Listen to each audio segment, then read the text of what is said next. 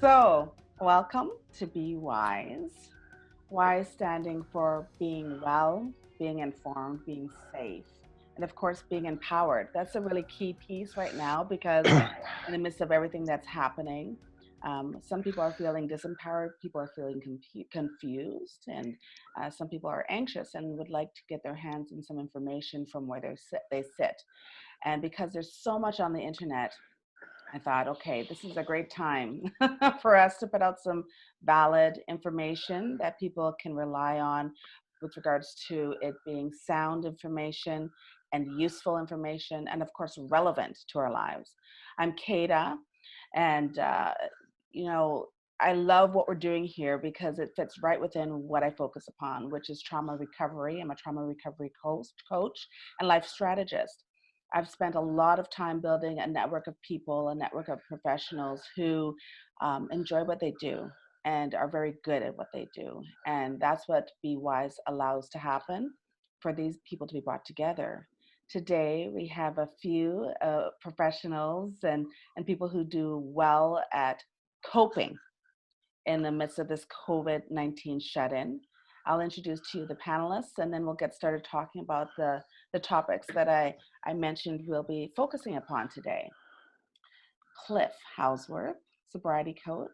Would you Good please take morning. the floor? Good morning. So tell us a bit about yourself and what you're passionate about doing, Cliff. Well, I guess my greatest passion in life is recovery, and it's mostly because I've had such a great journey in my own recovery and I'm so grateful that I have spent the last 12 years helping others get sober, get off drugs, and how to live life properly. Most alcoholic addicts do not handle life well uh, while they're using. And when they get sober, they have to learn a whole new skill set of living, a major change. Mm, We say that we only have to change one thing, and that's everything. So it's worked so well for me mm, from where I started, the hell that I lived in. And I just want other people to get what I have because my life today is just beautiful. I'm so happy. My life almost feels like surreal dream, like a holiday. oh my And and I lived in a hell for at least 10, 15 years. God. Tried to take my own life. It was so bad. So to go from there to here, I have kind of credentials to help anybody because I've been there, done that. Mm-hmm. And in my experience, I've learned how to help people with virtually any type of an issue, Yeah. life issue. Usually families are pretty messed up. Nobody gets into recovery on a winning streak. Mm, So I help people change their relationships with their loved ones, their families. I'm working with a man right now, and his relationship with his wife was at a 3. We call it, a 3 out of 10. So that's not very good. 3 weeks later, he's at a 7. And mm, it's very easy for me to see a solution to a problem because I'm not emotionally attached. mm. So basically, I help people with an alternative solution that I have tried and tested myself, and that works. And that's what I do with sober coaching. Beautiful, beautiful. So, what we'll be touching on with regards to that is your journey. You also mentioned a few things of your journey in health as well. And, touching on a few points as a sobriety coach that you offer to your clients will be perfect because some of the realities that we don't speak about in the midst of the COVID-19 shut in is people who have sought resources or need resources right now may not have access. And so this is serving that purpose as well. So thank you for being here, Cliff. Thank Appreciate you for you. having me. Yes, thank you. And Masaba Mwambu, Technical Director for Symmetrica and IT Specialist. He's basically your devices doctor. So he's going to be basically giving us some pointers to keeping our devices up online so we can stay connected while we're staying socially distant from each other. Masaba, would you like to say a few words? Oh, first of all, good morning, everyone, and I'm glad to be here. And as the days and turn into weeks, and hopefully not too much longer, we end up spending a lot of time on our devices.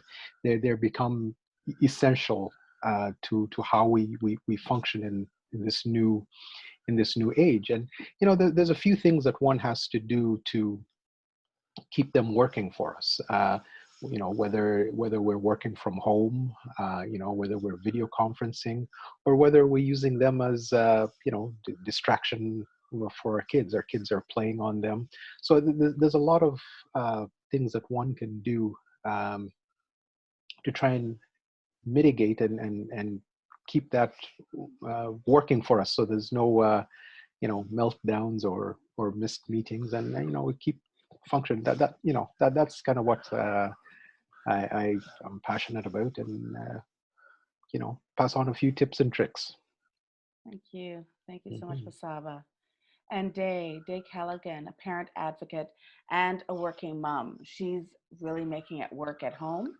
And so eh, it's incredible uh, the amount of work that's entailed in having a child at home full time as opposed to having that school, which you take for granted has your child for a good chunk of the day. So now it's all in the home, and Day is a whiz at it. She's got technically, I believe, 6 kids in the home now. 2 of them, granted, are older. The other 4 are all, 11 and under. So, Day, would you mind saying a few words? That's right. And even with the 2 of them being older, one is in university, one is just left high school. So the age, even though at that age, believe it or not, and I'm sure a lot of parents could agree with me, they're going through a lot with the conditions that we're experiencing. And so yeah, the most important thing is mental health, physical health, spiritual health. I am Catholic, so I'm observing Good Friday today. So I am in mourning today, and that means so much advice that you can get from fellow parents, from each other online, as far as how to deal with the things that we would normally do, like going to church, and how to take care of ourselves, our mental health, and suggestions as far as some financial suggestions online. And I'm going to a suggestion I received from another parent about financial aid that's come up for parents as well for kids, I believe 12 and under. So I'm going to send that one to you to post as well. So Perfect. it's good morning, everyone. Great to be here. Morning. Thank you. Thank you. And so again, welcome everybody. I will point out, I see you guys are already active on the polls and I haven't even announced it yet. That's great. So if you look at the bottom of your screen, you'll see that there is an opportunity to take part in the polls. Please feel free. We really invite you to participate in those polls. It lets us know what you would like to see focused upon in these table talks. We've been hitting the nail on the head with the people we've been bringing on, and we'd like to continue to do so. Our numbers are increasing for people actually watching this, and so we want to really keep our finger on the pulse. If you see that there's not an area covered in the poll that you would like to see covered in table talks, feel free to put it in the chat box. You can send it privately to me, or you can send it to all the panelists and everyone involved. There's also a Q&A section where you can post your questions pertaining to anything that we're talking about today. Even if there's a question that you have that may not pertain to what we're talking about today, feel free to throw it in there, because all of this information, all the data is correlated. So we get to see it and, again, build our table talks based on what it is that you want to see and hear. So I'll introduce myself and what I'm focusing upon, because I will speak for a few minutes. Trauma recovery is something that's a big area. And the reason why is because over 90-something%, 95, it's actually, you could argue 100% of the planet has been traumatized in one way or another. There are approximately 18 different identified areas of trauma. And so when we look at that and understand that most of us have a story, then how do we deal with it? Oftentimes the stigma on trauma is that we're somehow broken, somehow we're of less value, or somehow we aren't able to function properly. And the way that I deal with trauma and I speak with my clients is that there's a fortitude that's built within us, a resiliency that's developed through trauma. And that's what we have to tap into to be able to deal with life that Cliff is talking about. Resiliency in light of what's happening with COVID-19, resiliency as parents, resiliency in dealing with computers that don't work the way we want to, so that we can stay connected. So there's a plethora of topics that we'll deal with when it comes to trauma recovery as we go through table talks. Today, it's focusing on sobriety, which brings me to you, Cliff. So if you can share a bit of your story and what your catalyst was, and then move into present day, please. And how do you cope inside, shut in from this COVID-19? Okay, thank you. Trauma is actually the root of most addictions, and I would say 95%. And it could be as little as a childhood spat, or it could be as bad as some form of physical or sexual abuse. And as a sober coach, I've had to help people. I always have to find out what the trauma is, what the core root is. And in men and women, it's the same. Generally, it could be physical, emotional, or sexual abuse. In my case, it was physical abuse. Alcohol is the largest killer in Canada. It's in the top 3. So it kills more people than all other drugs put together. So I have stage 4 prostate cancer. I was given 2 months to live 3 years ago. And I went out. You mentioned fortitude, such an important word for us in recovery. And for some reason, I had the fortitude, because very few people are successful at getting and staying sober. AA has given me everything that I have today. I give them credit for everything. And as far as the miracle of life that I have today, I think a lot of it has to do with attitude. I win today. I climb mountains. I played in the Canadian Pickleball Championships, and I'm supposed to be in bed. And I pray and I thank, and I change my diet. But I think my attitude is the biggest thing. I didn't go home. Well, I did one night and cry and self-pity. Excuse me. But then AA taught me to be a fighter. And I guess I always was. So in a nutshell, I grew up with German parents. My father was the main abuser in my family towards me, and my mother was too, and she continues. You know, as a German family, it was a little different. I didn't play the baseball, football. I played tennis, you know, and I didn't learn how to play hockey. I never did a thing with my father. We went camping, and we were just dragged along.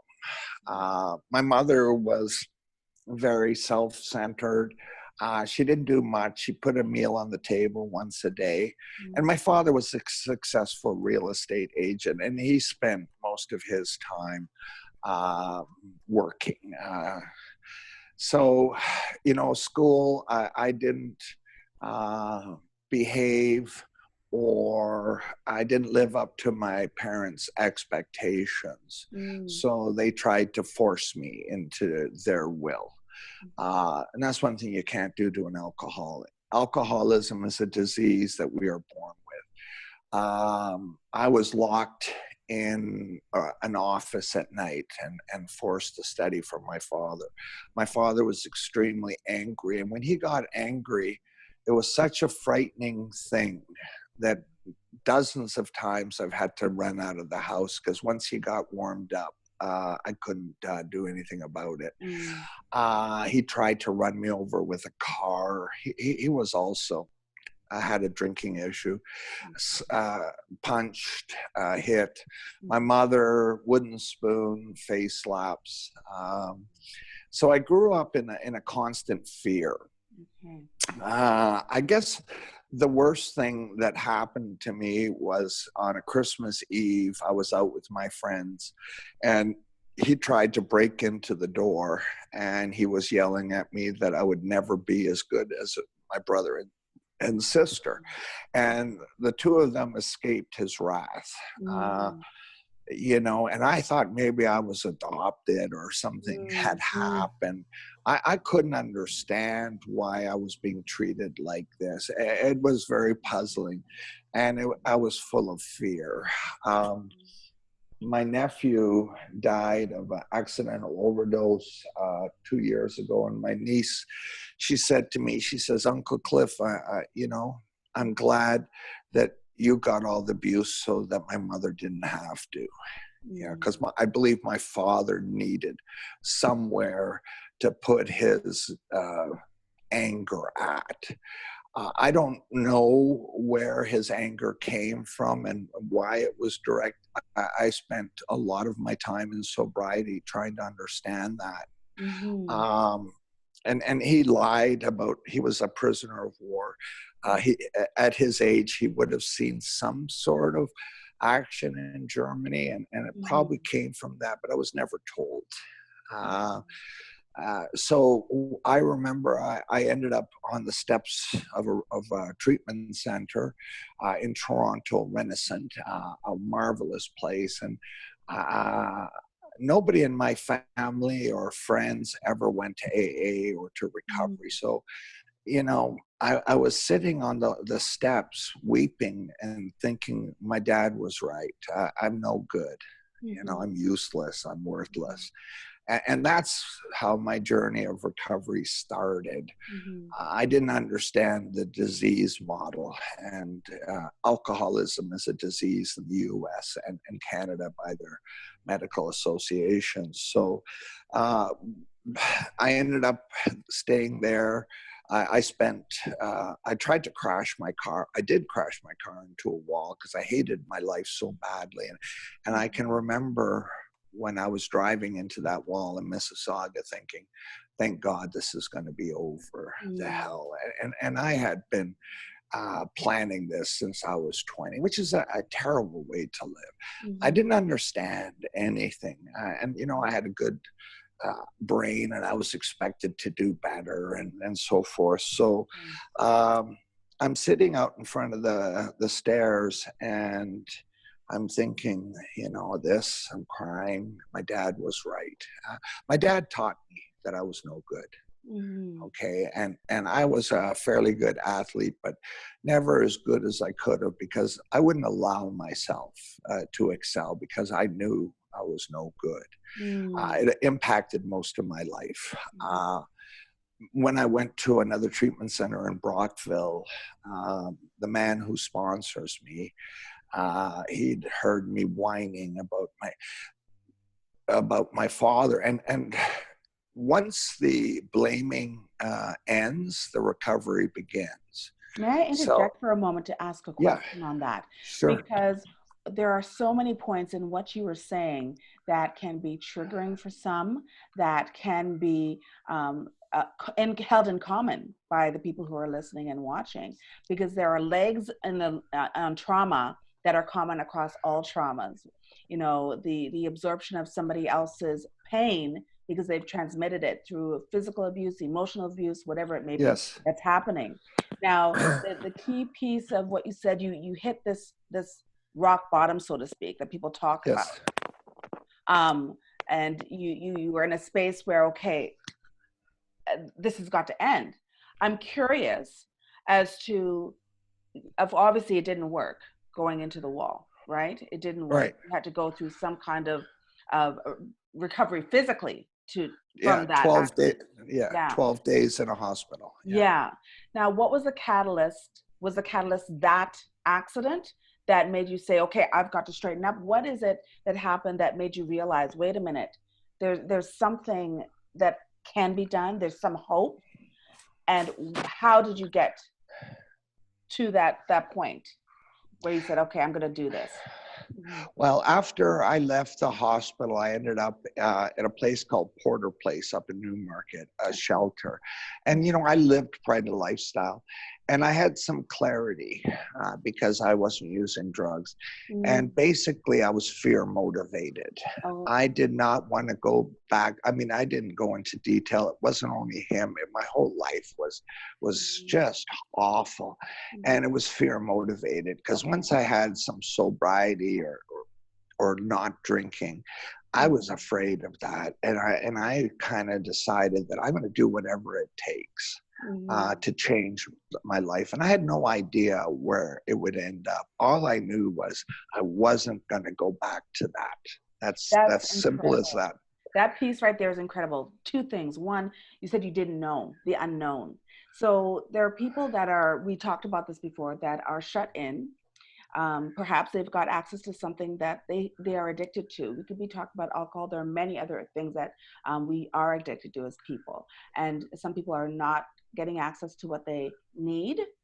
Some people are in the midst of it. So that unknown piece to me is really, I want to highlight it because that's a big part of our fear, the unknown. We know trauma. Yes. When we're going through trauma, it's familiar. Even when it's painful, it's familiar. The outcomes are usually pretty pattern based, so that's familiar. And sometimes just the unknown, the immensity of it is so prohibitive. It feels like I can't go there. Yes. I'd rather not, especially if you feel that part of that unknown involves going through the pain. So you decided that the sobriety was worth going through the pain that would be inherent in the journey to get it. You wanted it enough. Yeah. Yes. It outweighed the pain of change outweighed the fear of returning to where I was. You know, and AA people right now are having a difficult time because isolation is our enemy. The opposite to addiction is connection. So what I do is I try to live my life normally. We cook. I've learned to bake. I have space to fill. So what am I going to do? Sit at home and watch CNN? No. We don't have a TV. We walk, we get in I think spending time in the forest with your phone in your car and closing your eyes and listening is the way to reconnect the best we can. Yes. We play with puppy, we do meetings online. I've decided, or Yolanda, my girlfriend, I've decided, what can we do to make the best of the situation? Yeah. We cannot change it. We have to let it run its course. And quite honestly, I think we're doing well in a very, very difficult time. And mental health issues are definitely going to explode. I could imagine an unhealthy relationship where a husband and wife are forced to be together. You add alcohol to that. So I think that this is a menu for a lot of problems. You know, there's a question here that I want to put out there. And before I get to that question for you, Cliff, I have a note here that there may be issues with the polling. Now, I see that there is quite a bit of activity on the polling, and I'm not certain. It may be the people who may have issues. I have one note here. Check your internet connection. Be sure that it is robust, that it's still, you know, there isn't any kind of interruption there. That may be interfering. Right now it is active. So I'll just keep an eye on that. So thank you for that note. Also, I'll post some notes pertaining to the parenting side of things in a minute. The question to you, Cliff, is how do you feel about the government deciding to appoint liquor or beer stores as essential services? And how do you feel this will affect us through COVID in light of our discussions right now? Well, it's good and bad. It's good and bad. First of all, if you take alcohol away from your life, the medical consequences can be very large. Alcohol is used as a coping mechanism for many people. Now, if you took away that coping mechanism for people that need a few drinks to unwind or to get through the day, I think that would cause a lot of stress and very dangerous. As much as I don't think alcohol is a coping mechanism, I think in our society it is. And in this time, we really need it. However, when a person abuses alcohol, the potential for abuse, physical abuse, just grows exponentially. I worked in corrections as a AA volunteer, and almost all of the people in there were because of anger directly related to alcohol. Alcohol takes away common sense, takes away so many things that safeguard people. Because the moment you drink a few drinks, you actually can just feel unable to do whatever you want. So I think it's going to be really hard on some people. I think there's going to be a lot of spousal or family abuse. But I think as a mechanism, most people use it and they're used to it. And I don't think they should take that away. Yeah, you know what? You brought up some really good points. One is very much the health to extrapolate on that from the enforcement side of things as well.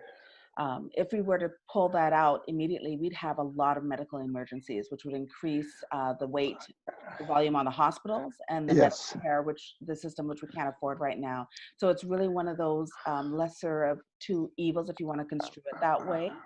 Absolutely.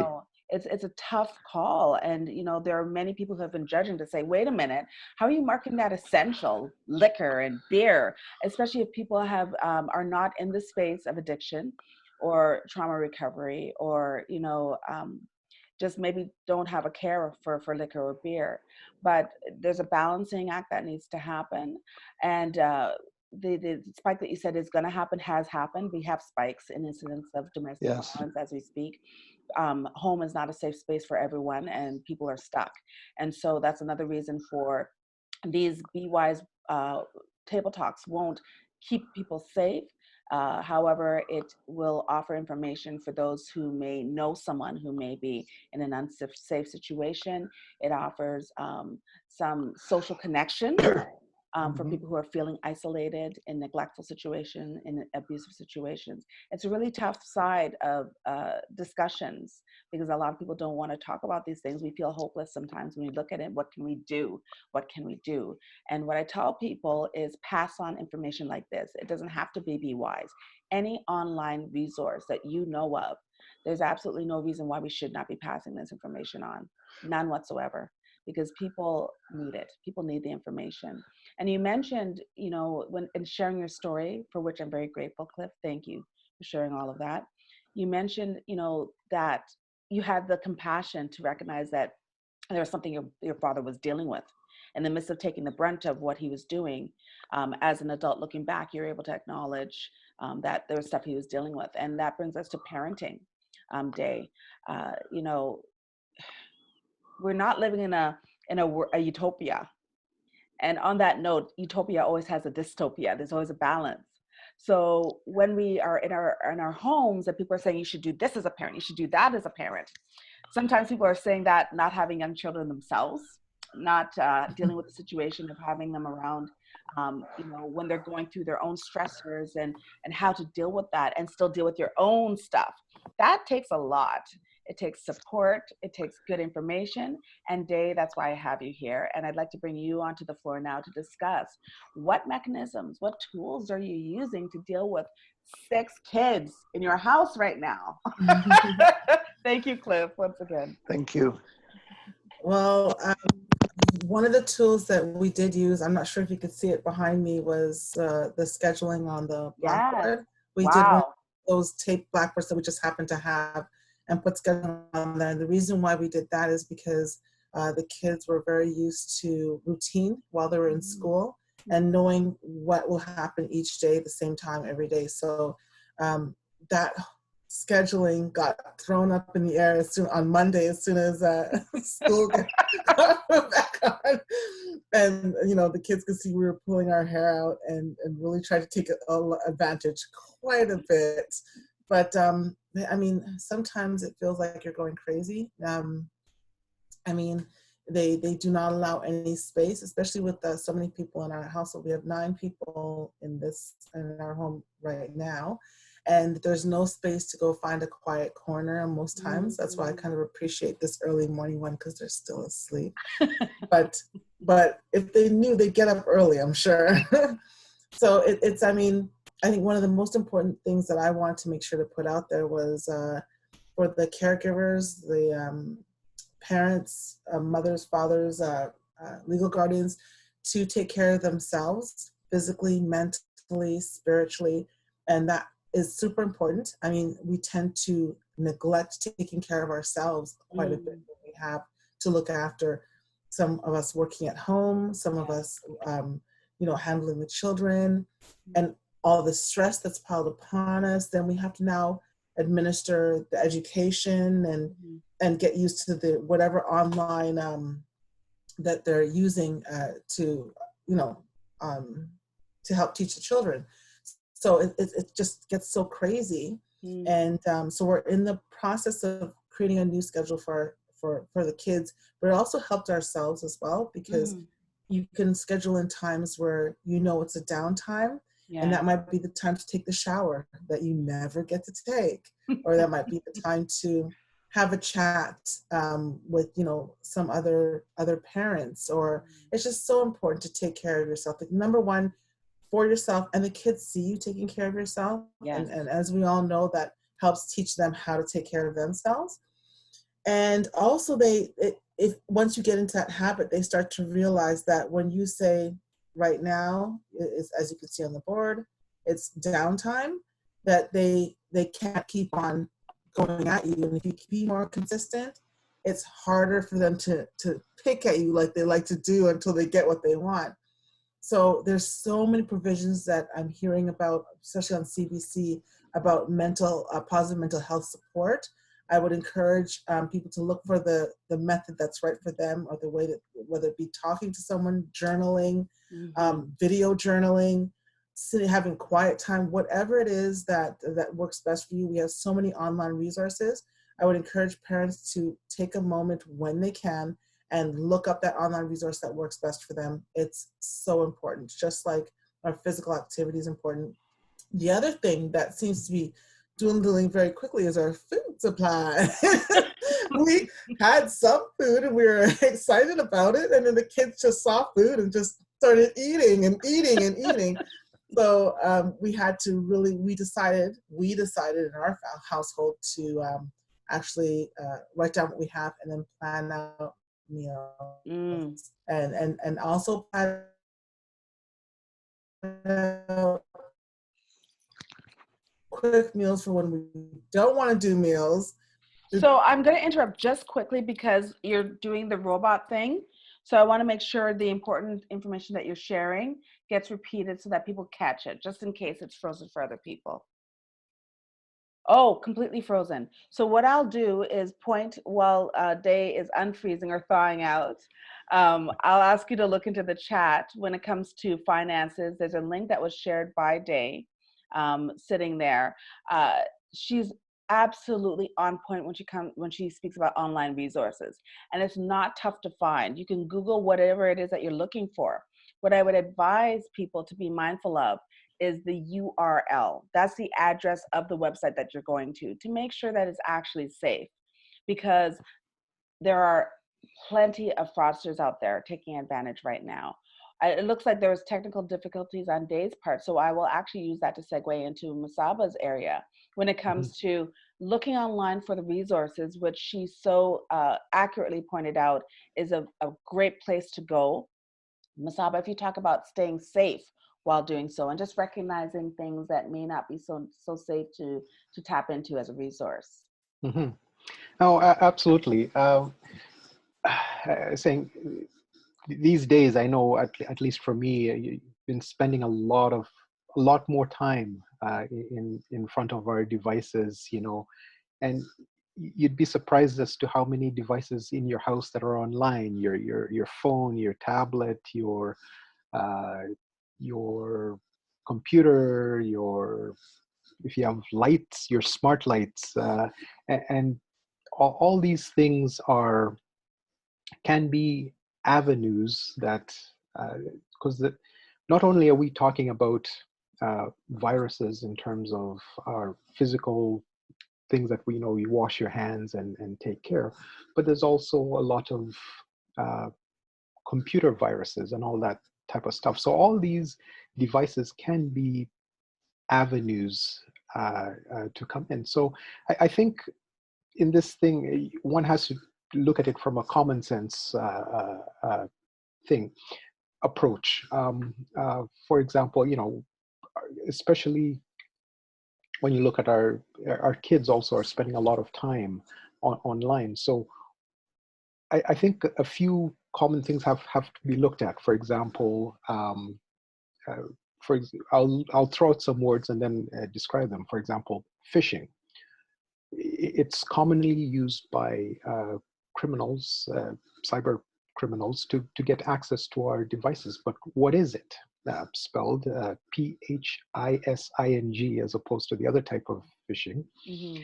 And it's what it is a cybercrime in which a target or targets can be contacted by email, telephone, text message, someone posing as a legitimate institution. So, going back to what you were saying, look at the URL to make sure it's legitimate.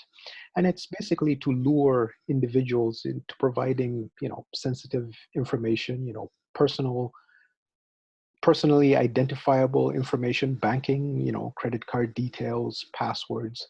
So one has to be, careful about that. Mm-hmm. It's basically, if something is too good to be true, lucrative offers, something that's eye-catching or attention-grabbing details, pay special attention to that.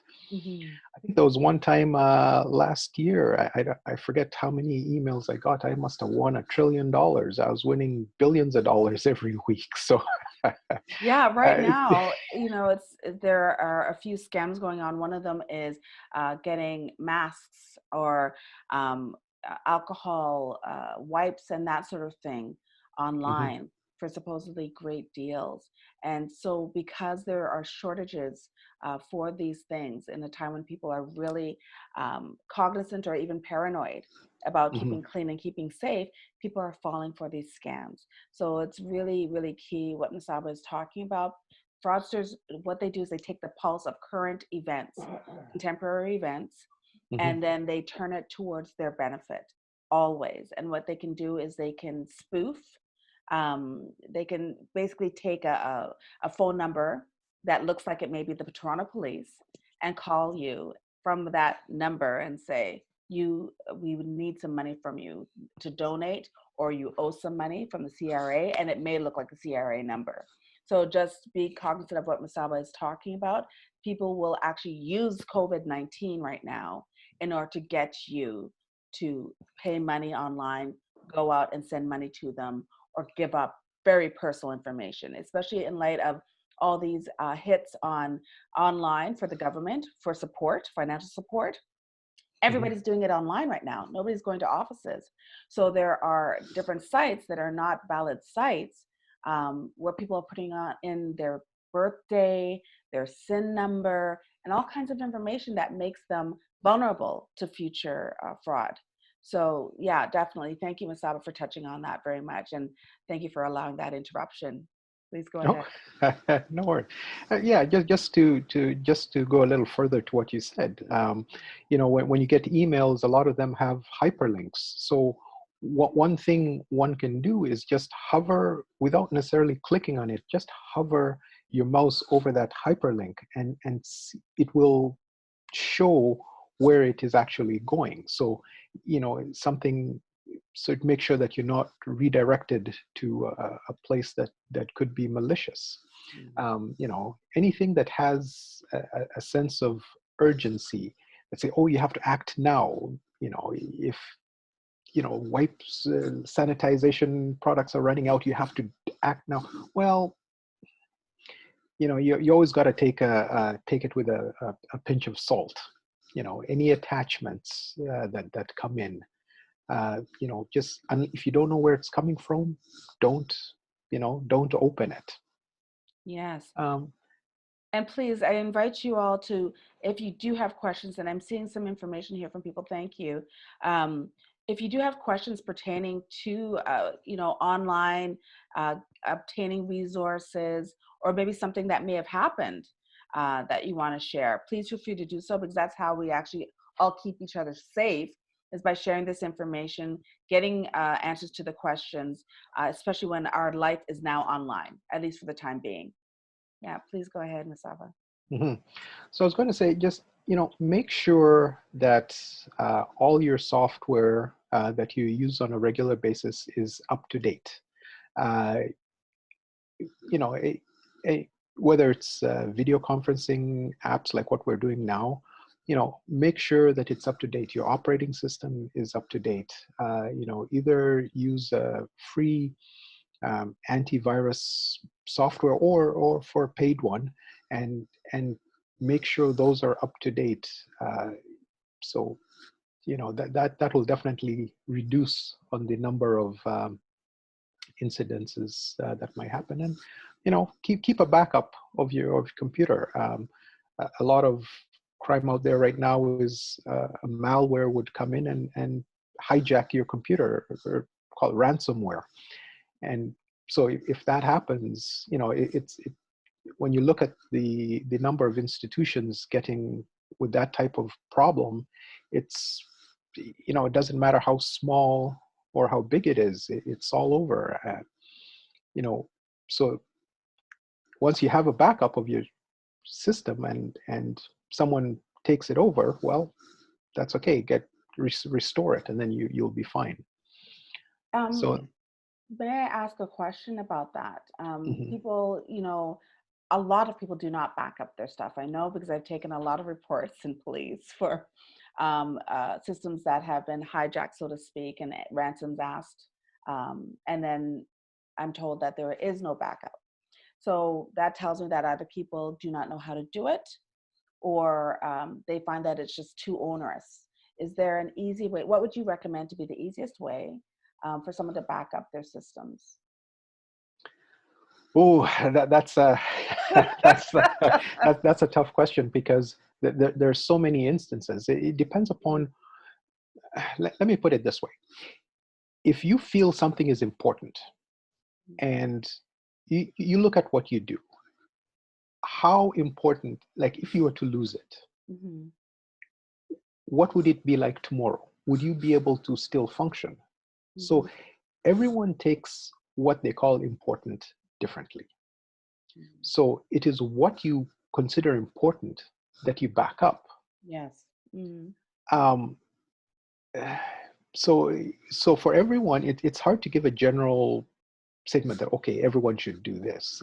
I would just say what you consider important, Mm-hmm.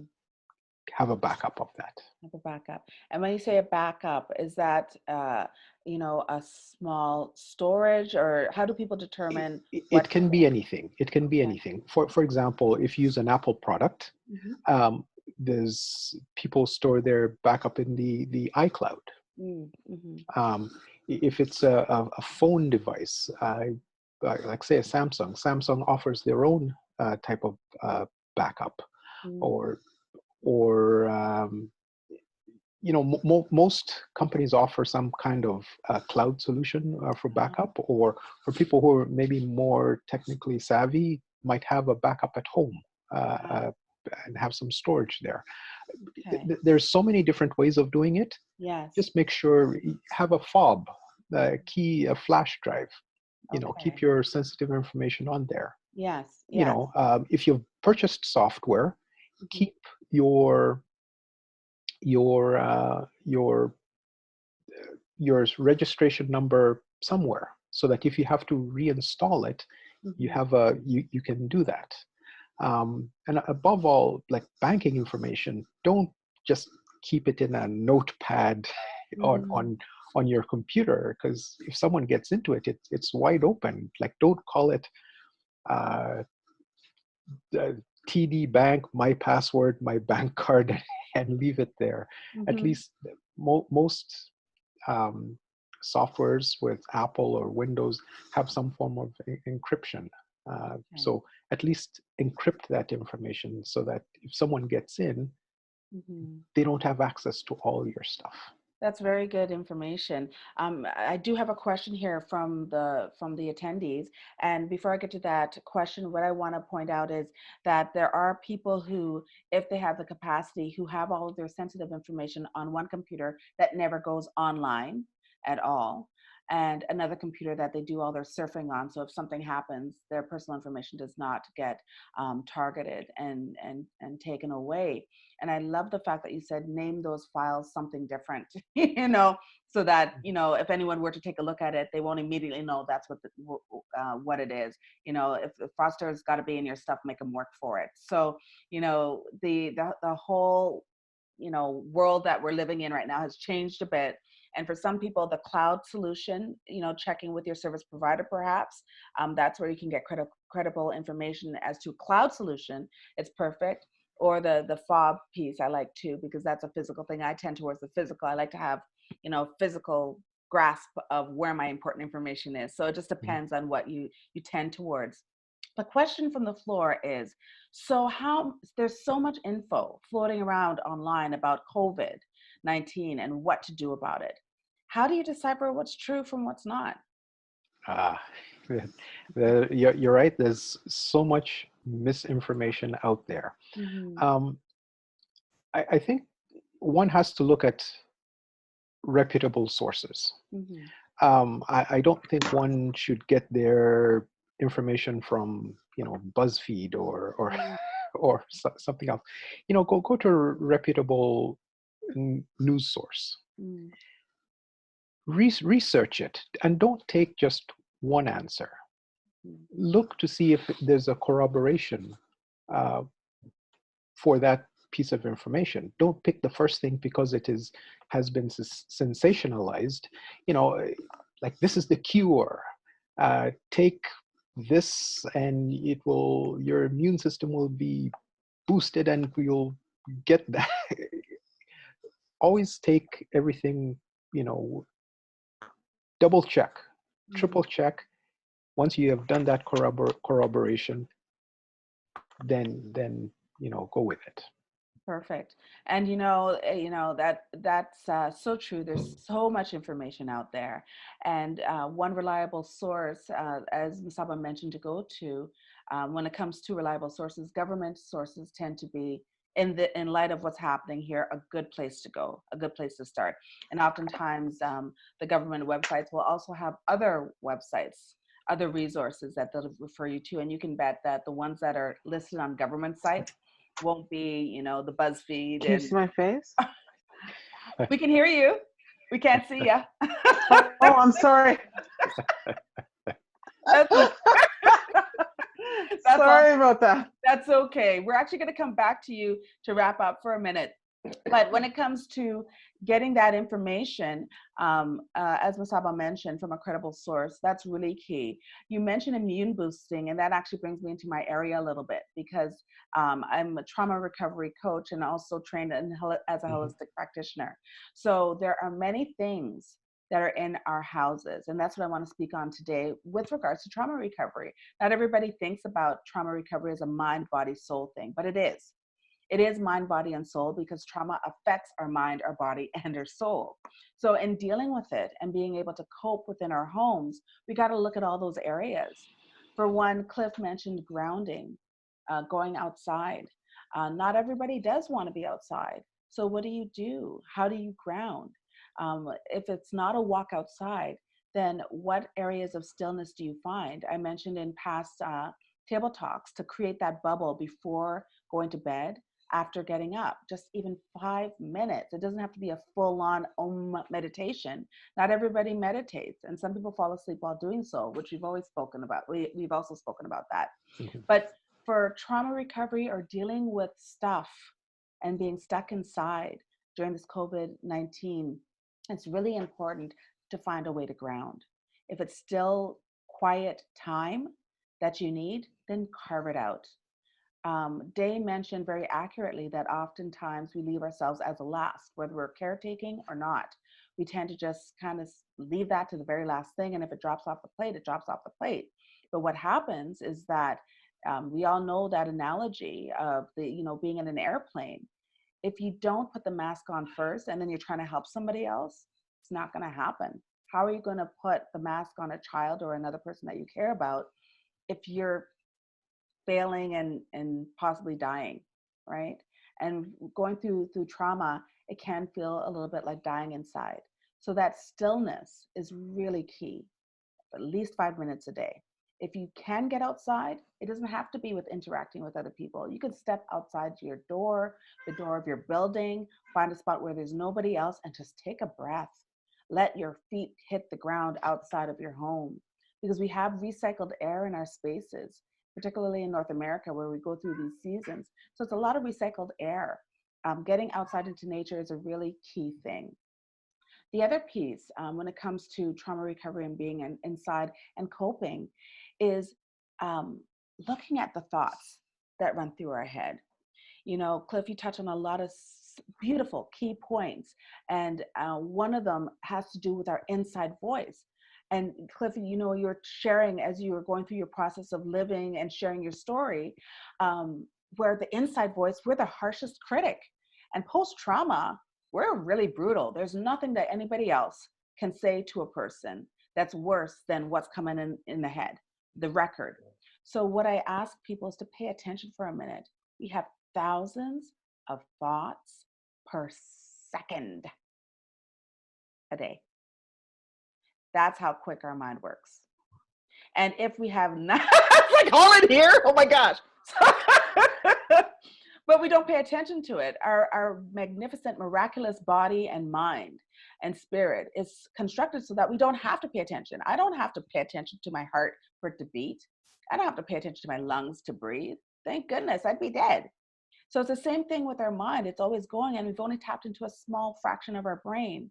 But the fact that we've got all these thoughts going on, if we realize how many of those are negative, we'll understand part of the issue with actually going through a day in the midst of trauma, post-trauma, about to have trauma visited upon us. If most of our thoughts are fear-based, anger-based, and not actually addressed, that can be a burden. And that's one of the reasons why stillness is a piece of my recommendation. The next piece I'm talking about here is paying attention to our thoughts. People talk about mantras sometimes, and I believe mantras are great. What I tell people, what I tell my clients is create your own. Your mantra can be developed out of your own life experiences. And we each have, no matter how dark, and I identify as an adult survivor of physical and sexual trauma, no matter how many dark spots we have in our lives, we have little pinpoints of light throughout our lives as well. What I ask people to do is take some of those pinpoints of light and use those as a basis of your trauma, or sorry, of your mantra, basis of your mantra. For instance, there was at one point in high school where I wore my prom dress and I felt stunningly beautiful. And that was an anomaly for me back then, to feel beautiful. But everybody that saw me remarked on this and that about myself. And for that time, moment in time, I actually concurred. I thought, I look so beautiful. Is that even me? Now, for some of us, our self-talk, our negative self-talk may have to do with how we look. I look like crap. Ugh, you're such an idiot. Oh, you're so klutzy. You're so this, you're so that. When I build my mantra, what I do is I pull from that moment in my life, because my mind recognizes that as true.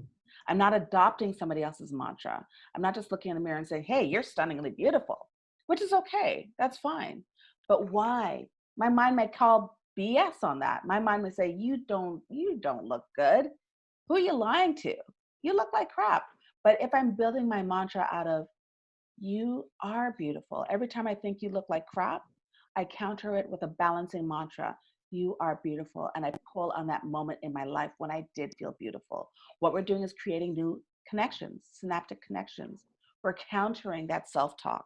It's a very conscious effort. It's not something that just comes as a matter of course. I just wish it and it is so. It actually takes some work, because it took some work to get to the point of negative self-talk. So to counter that, we just build some mantras built out of our own life experiences. Pull on those beautiful, brilliant times in your life when you felt good, when you felt smart, when you felt beautiful, when you felt helpful, when you felt worthy and valuable, and create your mantras out of that. I'll speak more about that in future table talks, but it's a really great exercise to start to deal with some of the negative self-talk that you can't distract yourself from now. We can't get out of our homes. We can't necessarily go to work, some of us, and some of us, there's not enough work in the day to distract us from the self-talk. So what do? I'll talk more about that in future self-talks. So I want to bring us back today so that you could finish off your points before we wrap up. You offered a great segue into being safe online when you were talking about resources, but I want you to be able to wrap what it is you were talking about in this last couple minutes that we have left. Oh, well, I was just about to say we are not rich by any means, and then everything just went dark, and I was like, oh my God. That drives the point home. Someone probably turned on Netflix upstairs. So, but yeah, I was just about to say, because we've had to do with very little, we know how to make meals work. I was lucky enough to grow up with a mother who taught us how to make something out of nothing. So I think planning is a suggestion I would put out to everyone. I sent a link to Kayla for one of the newest that I found out about parent financial supports. Yes, I did put that up in chat. Yeah. And the last point that I want to make was being mindful of the kids and their own anxiety and stress that they may be going through. I was going on this regimented, trying to stick to this huge schedule before school started to make it seem more like school. And someone told me to just relax, and it's not going to kill you if you let the kids express their stress through watching a little bit more TV than you might otherwise watch, or if a day where you just can't handle everything, you just say, you know what, just have your outlet. I mean, if you're used to doing that routine that's healthy for their mind, body, and soul, and then just one day you're like, you know what, let me just stop and pause for a moment, go ahead and do your thing. Some advice that was given to me was, you know what, it's okay with what we're going through. Everything is new. We don't know what's going on, so it's okay to have a moment for yourself, and do not beat yourself up if your kids are on Fortnite talking to each other a little while longer than you would otherwise allow them to. And when I relaxed a little bit, I found that it was a little bit easier to communicate with them. I'm not sure if I mentioned in the last one that my daughter just started crying suddenly at dinner time. And I'm wondering, well, what could possibly be wrong? I've tried to provide everything that she would otherwise have on any other given day. And aren't they just so happy that they're not in school? And she missed her friends. She missed her teacher. The same little girl that said, can I not go to school today regularly before was now saying, when am I going back to school? So they do miss, they miss their people. And they spend so much time of the day at home. So one suggestion is a possible Zoom date with classmates or phone date. My son is covered because he talks to his friends regularly when he plays online. My daughter doesn't play online in the same manner. So just a suggestion to throw out there. Parents, guardians, caregivers, take care of yourselves. Frontline workers, essential workers, and I'm talking from, especially grocery store workers, everyone, thank you. And please take care of yourself, and don't forget to take care of your own mental health and physical being as well, and be safe. Thank you. Thank you, Keda. So much. Thank you, Day. Thank you, Masaba. Thank you, Cliff. And thank you, everyone who is taking part in this table talks. And please pass on the word, because we have great information, and we'll actually have some of those frontline people as well coming up. Frontline emergency responders, frontline people who work in the trucks, driving our food to us, bringing us what we need. People who work in the stores, to get the perspective and what they're doing to cope, because they're going out all the time, whereas many of us are able to shut in. So the messages for today, taking care of self. Don't be too hard on yourself. Being mindful of going easy. And Cliff, did you have something you want to say quickly? Yeah, I forgot. The best thing that we can do to deal with self-pity, where a lot of people are at right now, is Mm-hmm. to write a gratitude list. Write it. Mm-hmm. 5 items. Um, if you're at home, you could say, I'm grateful to spend more time with my kids. That is something I use personally and promote. It will change your life if you wake up with gratitude every morning. And when a negative thought comes in, read your list. If Mm-hmm. you're irritated with your spouse, write 5 things you love about them and focus on that. And sorry for interrupting that part. Oh no, that was beautiful. Gratitude to me is the key to my life. Yeah, Okay, so thank give you. it a try. I Mhm. believe it changed my life. Hopefully, it'll do it. Thank you so much for that, Cliff.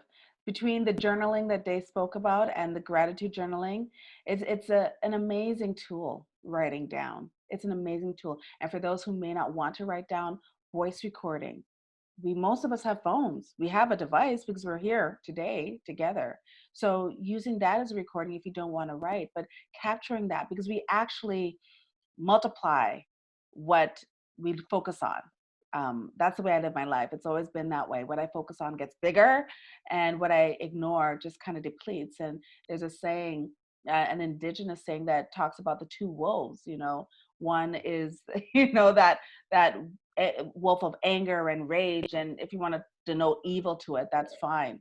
And the other one is good. It's health. It's what's positive in our lives.